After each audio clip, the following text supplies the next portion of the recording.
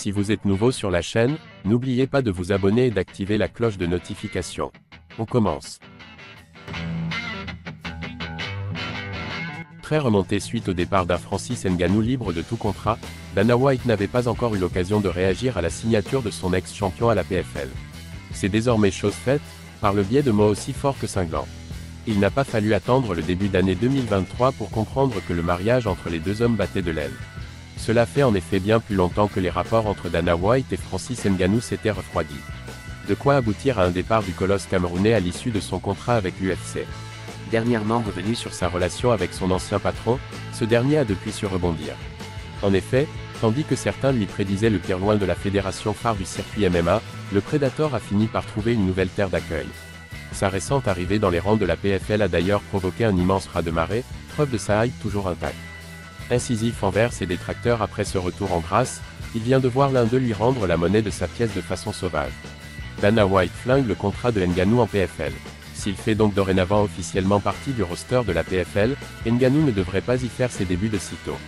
En marge de l'annonce de son arrivée dans la promotion, il dévoilait ainsi ses ambitieux plans pour l'avenir, et laissait entendre que son prochain combat MMA n'aura pas lieu avant 2024. Une annonce sur laquelle s'est exprimé Dana White suite à l'UFC Vegas 73, non sans une pointe de rancœur. De ce que je sais par rapport à ce deal, c'est-à-dire pas beaucoup de choses, il ne fait aucun sens à mes yeux.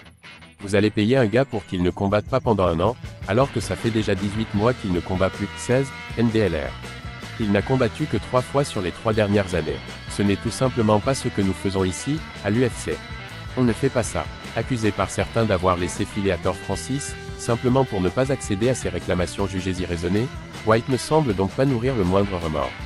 La PFL aurait selon lui fait un très mauvais choix en s'offrant ses services, sachant qu'il n'y combattra pas avant l'année prochaine. Le genre de contrat que l'UFC n'aurait jamais pu offrir à qui que ce soit à en croire ses dires.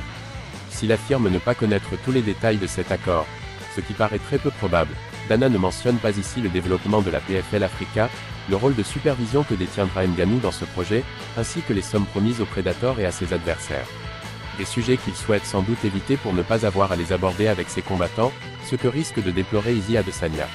Toujours aussi peu avenant envers Francis Ngannou, Dana White s'est fait un plaisir de détruire dans les règles de l'art son contrat paraphé avec la PFL. Autant dire que la connexion entre les deux hommes ne risque pas de s'apaiser dans les jours à venir.